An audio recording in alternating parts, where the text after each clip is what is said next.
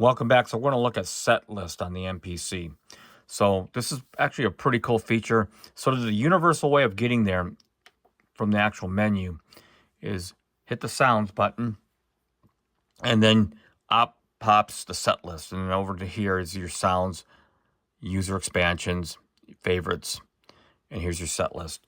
And so how do you create a set list? Well, just tap on an empty cell here, and I'm going to go into the directory on my hard drive, and we're going to pull up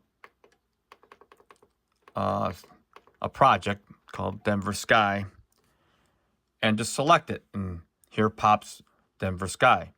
Now, if you want, you can double press this. You can copy this, clear, or choose another project. So for example, if I want to copy this over to another section, you can do that, and you can choose the project and all that, so forth and so on. I can paste it right here, right? And I can load it here. Now, there's a reason for doing this, the redundancy in terms of copying, because you might want to have some overlaps. We'll just clear that right now. You might want to have this bank. Remember, you get 99 banks of 16.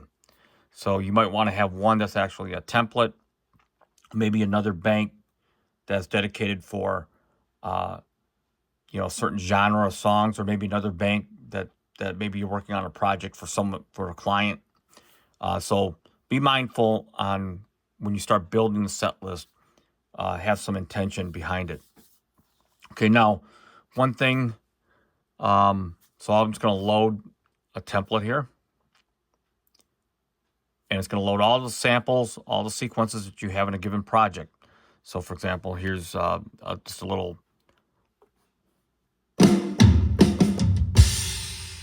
Okay, if I go hit again Shift XY FX button, so we'll go into here,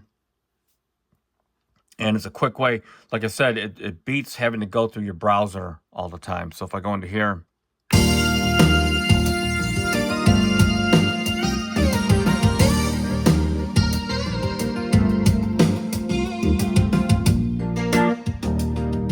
okay, so that's basically the fundamentals of Setlist. Now, I'm going to show you one more thing, and this will answer exactly why you can't transfer these. So if I go into here and open up another project.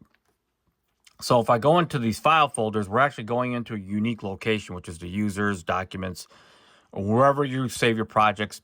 And it doesn't have to be in one folder, by the way. You can have a project saved to another hard drive if you want, and still create what they call like a breadcrumb or a file pathway, ultimately to put in your set list. So let's go into here,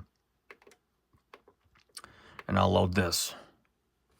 All right, now because these all have real unique locations of where the sounds are, where the projects are, for that reason, you can't really transfer the metadata that the playlist, the cache.json playlist that gets created. It's not really transferable because your other MPC is going to have a different file path naturally, because you're going to have a different hard drive or memory stick in your MPC, respectively, or your computer itself.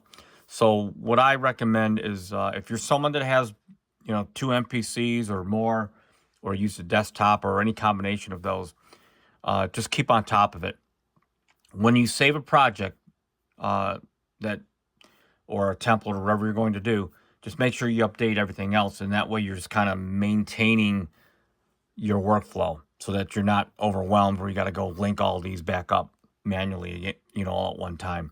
So just kind of keep on top of it and keep the housekeeping, and you can really use Setlist to your advantage. So any questions or comments, leave below, and please don't forget to click subscribe. It does actually help the metrics of the channel. And until next time, everyone, peace out.